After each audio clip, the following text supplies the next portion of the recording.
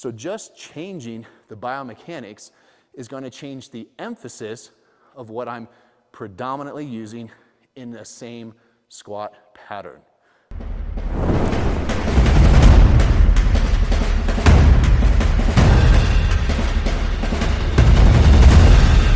All right, now I'm going to talk a little bit about some of the different possible bars that you might encounter at different gyms. Now, if you're fortunate to be able to go to a high-level gym like mine here in Colorado, I have a lot of different specialty bars that really just change some of the biomechanics, comfort, allow me to do other things. So I'm going to show you just 2 bars right now, not saying that this is what you're going to have, but just for illustrative purposes of what you might encounter and also the why behind it. And the why is actually more important. I want you to understand the applications so that when I go back to just a basic straight bar that you're going to find in most gyms, you'll understand when I change things around.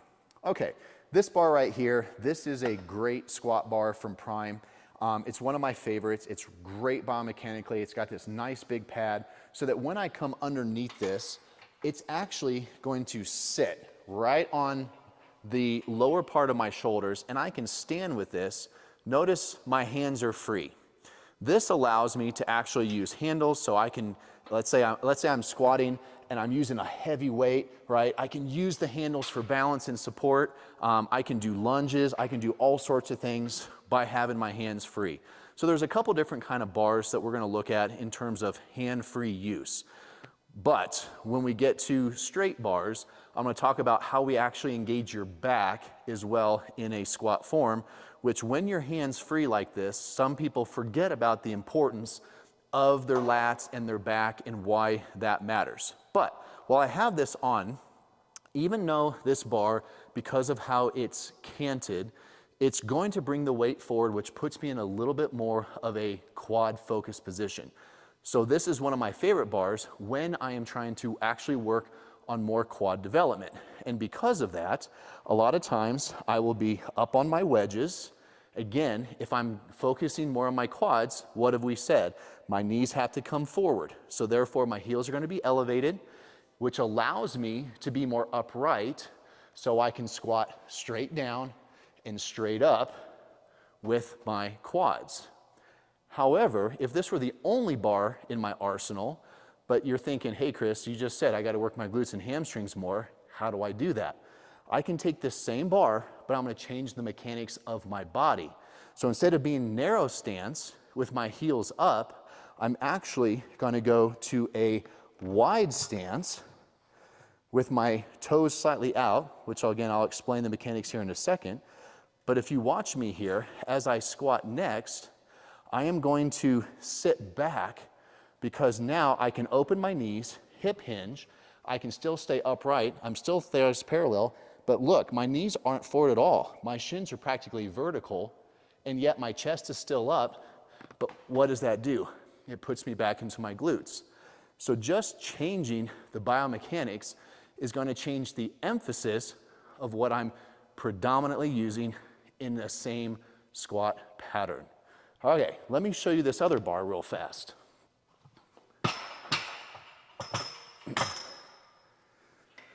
Okay, so as I come here, here's another bar I like. It's a Mars bar. Shout out to them. They made a really great, comfortable bar that I can turn in 2 different directions, but I want you to understand just a little bit the importance of physics. So when I come underneath this bar, do you see how that pad is hitting me practically below my shoulder blades? Do you see how the weight is now behind me? Because of that, I am no longer in my quads predominantly, which if I go back to the mechanics of what I just taught with my feet wide, knees out and hips back, do you see how I'm really sitting back? Where is this weight loaded? Right back here. So just by changing the fulcrum of the weight and my position with my body, I can really emphasize in a comfortable way, working my glutes and my hamstrings way more than I'm working my quads. But if I take this bar and I go a real narrow stance, I get my heels up and I drive my knees way forward, guess what? I'm still in my quads now just because of my body biomechanics, but the weight's still behind me. So again, if this were my only bar in my arsenal, I can still work my quads. It's just not going to work it as much as the previous bar where it put the weight forward into my quads. Now, the cool thing about this bar is I can actually flip the bar around so it's hugging me from the front. By changing the bar position to my front, this actually becomes my favorite bar for really quad dominant positions just because everything is out in front, but it allows me to stay upright.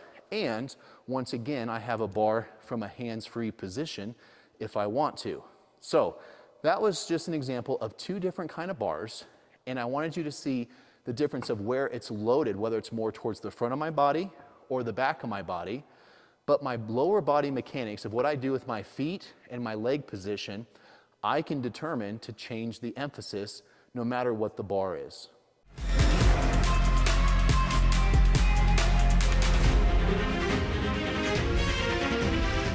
All right, now we're ready for the meat of the squat section. Most people are going to come to a gym and have a regular straight bar for squatting.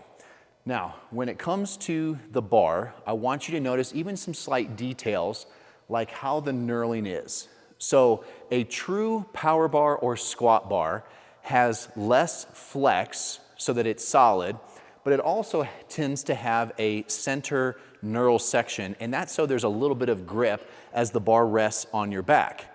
Now, other bars, like some of the Olympic lifting bars, like a deadlift bar, you won't find any knurling in the center because it's not attached to your neck. So try to find bars that have the knurl in the middle, but if it's not there, that's not the end of the world. I'm going to show you how to set up on the bars, and we're going to get into the full squat form. Other considerations as we even prepare to squat correctly. A lot of the times people will come into a gym and the rack setup isn't set up for their body type.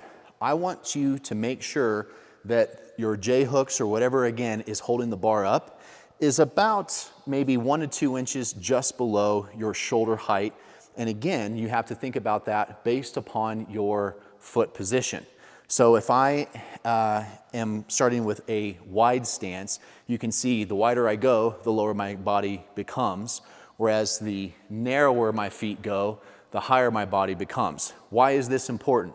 Because I don't want to be down here and have to take the bar off the rack down here, nor if I'm squatting heavyweight, understand that once I put that bar on my back, it's going to compress me some, and I don't want to get done and then try to come forward and miss this, because the last thing I want is for you guys to get injured or just be the laughing stock when all your weights collapse because you missed the J hook at the gym.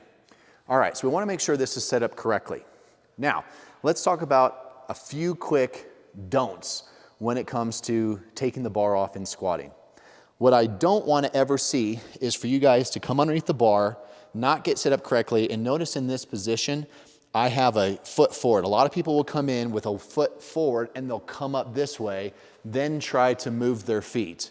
And when they go to put it in, again, they'll step 1 foot forward, and that's a great recipe for missing one of the J hooks. So we're going to talk about how to do this correctly. Before we even take the bar out of the rack, there's actually a few more considerations. Number 1, this is something that most trainers don't understand and don't coach, which is your upper back tightness is very crucial when it comes to squatting weight, especially heavier weights. If you've ever watched people fail in the squat, I've already described the first number 1 fail, which is because they're squatting, they're in their quads, so therefore they're doing a leg extension, and then they fall forward, which means they either don't get far enough down and they can't actually get a true parallel squat. And again, as I define parallel, if I look at the crease of my hip, I want that level with the top of my knee. That is a parallel squat. Now, if I want to squat even lower, again, there's reasons for that. But for most people and for development, we want to make sure we have the ability to squat at the very least 2 parallel. If I'm not squatting, if I'm doing a quarter squat, honestly, the only applications for that for any positive benefit is for, let's say, sprint development, jump development. But even my jumpers and sprinters still need the ability to squat all the way butt to heels to make sure that we're back being a proper human. Okay, if that's the number one mistake in squatting is the quad dominant position with the hips back, the number two mistake is as they come down, people collapse this way and their back rounds. Now, a lot of times that started first because their hips came back as their quad and they can't handle it, so they do this. But based on your particular body mechanics, you just might be built where you have to come forward more in your squat. And that's okay, but you have to learn how to support that with a strong spine. When your spine's there, I want it to be like a 2x4. I don't want to see any bend, flexing, because your spine, again, if this is your spine, it's meant to collapse this way. It's not meant to do this under load. So as long as I've got weight straight down on my spine, I've been able, at just 200 pounds, I've been able to pick up 1,000 pounds on a bar and just stand with it. You can do that all day long. But the moment you get a disc or a vertebrae that slips out this way and you get a shearing, that's the recipe to really hurt your back in a squat, which can come from your spine rounding here as well as your pelvis, which I'll get to in a little bit. So how do I keep that spine from not doing this? Well, here's a little exercise. If you're just standing and you can round your upper back, your thoracic spine, I want you to take your shoulders, pull them back and down as hard as you can in your back pockets. What that's gonna do, it's gonna tighten up your lat muscles right here. So if I go back and down and lock them in and hold that super tight, now I want you to try to bend. Notice you can't do it. So the moral to this is it's your lat muscles that lock in your thoracic spine. So as long as my lat muscles are locked and I'm squatting, I can be all the way here and this is not gonna happen. The only way for this to happen is for me to let pressure go in those lats. So why is that important? Well, obviously I don't wanna round my spine, but most people, when they squat, they come underneath the bar and really they're just balancing the bar on their shoulders, thinking that the legs are doing all the work. Well, it's not true because your whole body has to be locked in to transfer force from the ground through my legs, through my hips, through my spine into the bar because this is what I'm moving. So to do that, I need to be locked in. So I'm gonna redo this and show you the proper setup for how to lock in your lats. All right, here is the proper way to come underneath the bar and engage your lats so that we have a nice, solid thoracic spine. First thing is we have to know, how do we engage our lats? So if I went over and let's say did a pull-up or I went to a lat pull machine and was pulling a bar down to my chest, as I do that, you can see how my lats are engaging. So the first thing is if I were to pull like this, notice for me, my hands naturally pull and find this position. So this is actually going to be your hand position. So if I just keep this locked in, like I just did a lat pull down, and I come straight to the bar and bend over and I grab the bar, I can see, oh, that's my normal hand position. And why is that important? Well, it's important because as I come underneath the bar, I want you to imagine I'm doing now a pull-up into the bar. And what did that just do? It put me into that lat tight position. And that's where I'm gonna be strongest to pull the bar into my back. Now, the only limiting factor to that is if you have tight shoulders. So a lot of big guys with big shoulders, you'll see them get their hands wider on the bar because if the narrower my hands go, you see my elbows have to come in, which means I have to have more external rotation at the shoulder. But if my hands are wider, I can still lock in, but notice how I don't have as much external rotation, so it eases up on your shoulder. So if you have a hurt shoulder or you just aren't very flexible yet, go to a wider grip. It's not the end of the world because even if I'm out here, I can still lock in my lats. It just takes a little bit more of that kinesthetic awareness and mental focus. All right, I'm gonna lock in my lats. I'm gonna find my hand position. Just make sure we're centered. That's another reason to use the knurl. Once I find my hand position, I can see that my grip actually puts me about an inch away from the start of the knurl, or I'm gonna be pretty close to pinkies on, you'll have these little things, they're called power rings, like where there's little smooth spots in between. So you can use them as markers so that you don't have to do this every single time once you find your ideal hand position. Okay, once I have my ideal hand position, I like to keep my thumbs on top so that I can come under and pull. Now I'm gonna pull my back tight, and I like to have the bar forward so I can really lean into it. Now the next thing is where does the bar actually sit on my back? Well, it depends on what kind of squat I'm gonna do. If I'm gonna have more of a quad dominant squat, which we've already explained means my knees are gonna be forward, but that also means I'm gonna be able to sit more upright with my posture, then I want that bar more in a line. So if I come underneath here, and I'm just gonna rest the bar here, if I go down into a quad squat, so again, see how I am sitting up nice and tall. If I roll this bar down, you see how it wants to fall off my back and bring me backwards?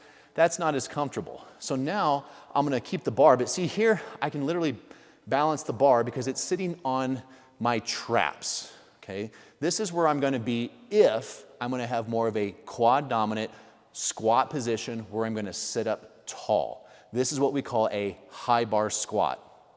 Now, if I'm gonna go with a wide stance where I'm gonna get more into my hips, see how with the bar up, it's forcing me down. That's not as comfortable. If I wanna be more in my quads, into my glutes, remember how when I showed you the different bars, what did the bars do? The weight was back. So I want to bring the bar back so it's more locked in here. This is my low bar squat position. And that way, now I can still be upright and drive the bar, and notice how it's not up here pushing me forward. So bar position will change based on the type of squat that I'm going to do. So where exactly, I want you to see exactly where this is going to hit. My high bar position is going to hit up on my traps right here. You see how on the shoulder blade you've got this bony ridge here, and then you've got trap muscles? That's where your high bar squat position is going to be. Now, if I'm doing low bar, it's going to sit lower.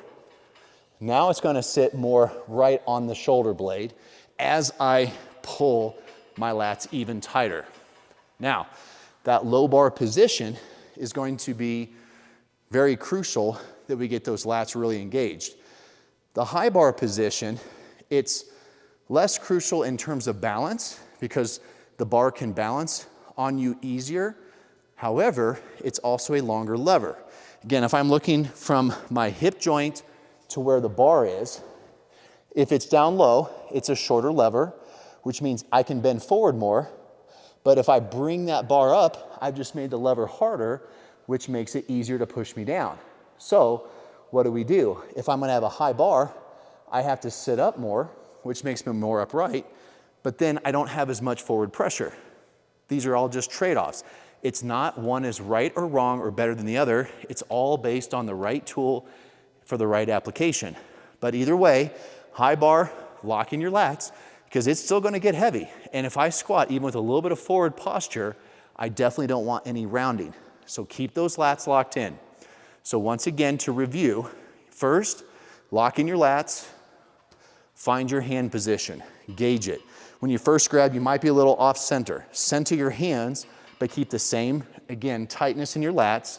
Now I have my gauge. Now I know every time I come to the bar, I know exactly where to grab the bar. As I come underneath the bar, I'm gonna pull the bar to me, whether it's I'm gonna pull to my high bar position, or I'm going to really wedge my back in and pull to the lower bar position. That is how we approach and get underneath the bar. Next, I'm gonna talk about how to actually pick the bar up and get into our stance.